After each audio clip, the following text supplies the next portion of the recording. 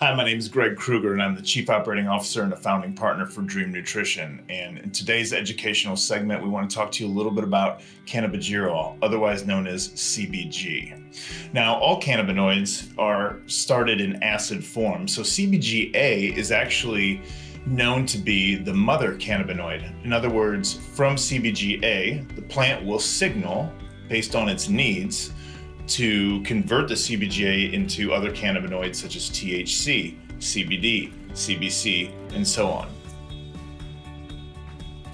Now, what's interesting about CBGA is that the majority of it is utilized to create other cannabinoids. So in the end product for a lot of cultivars or cannabis strains, there's only about 1% CBG levels left. So this is an interesting point that we'll come back to a little bit later in this video. It is currently really in the hemp cultivars that CBG is, or that the breeding efforts for higher levels of CBG are being worked. Now, for those of you who aren't aware of the acid forms that I talked about before, when the plant creates these cannabinoids, it does create them in the acid form, and what's required to change them into the active form is called decarboxylation or decarbing. So a lot of times that's just by simply applying heat.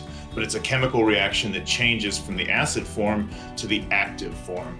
Now, you can get CBDA or CBGA and still get some type of benefit from consuming it, but it's the decarbed form, CBD, CBG, that is considered to be the active form.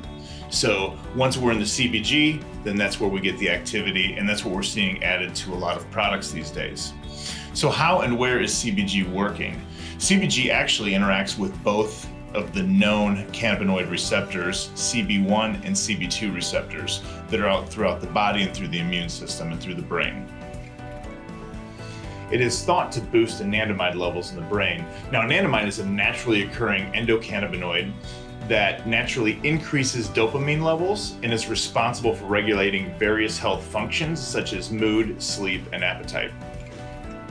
CBG is also known to inhibit GABA uptake in the brain. And GABA is the chief inhibitory neurotransmitter in the mature central nervous system. What does that mean?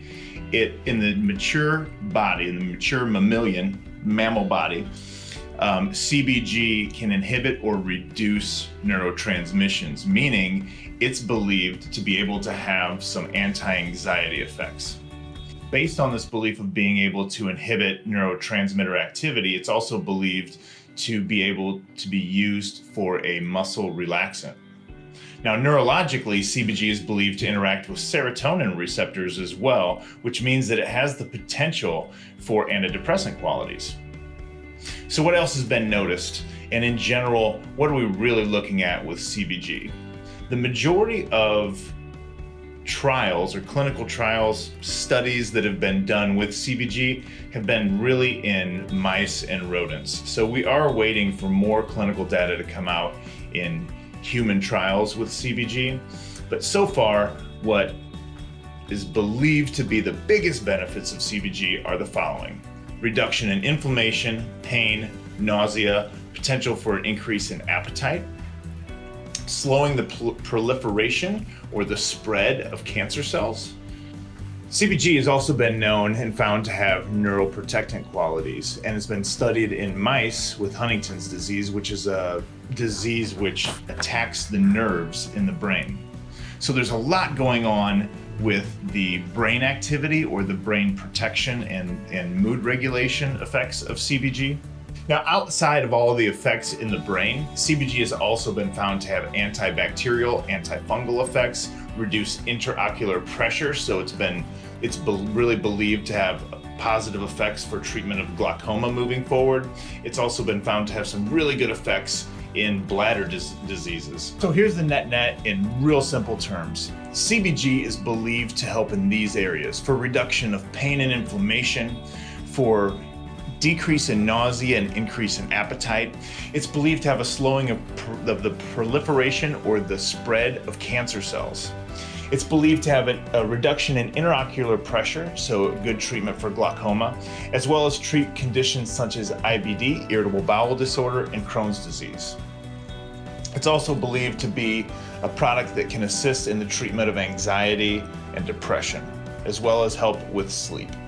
course, we also mentioned its fact to be a neuroprotectant and help with things such as Huntington's disease, and finally have antibacterial and antifungal effects. So we mentioned earlier that with the cultivars that we've seen thus far in cannabis and the changing of cultivars that we're seeing in hemp, that CBG really has been considered a minor cannabinoid, and it hasn't been studied then as much as CBD and THC.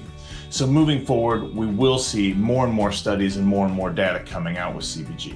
We also mentioned before that CBG generally shows up at about 1% on average in different cultivars. Now, we have this belief that Mother Nature tends to make things pretty good. So rather than see an imbalance and always have this thought process that more is better, at DREEM Nutrition, you'll see as our products come out that we'll put CBG in a lower dose than what we have with other products. So you may see a balance of a 2-to-1 CBD to CBG ratio. And so we just believe that we want to stick to a balance that makes sense, and what makes the most sense is to kind of follow the lead of Mother Nature. So that's just a macro view of CBG. If you guys have questions or comments, please let us know in the comment section below. And feel free to check us out at www.dreemnutrition.com. We try to keep as much educational information in our blog section as possible. And remember too, that we have this endocannabinoid system. Our body is made to accept these and use these neurotransmitters to balance our body. But in saying that, remember that as you take different kinds of supplements, they still are just treating symptoms.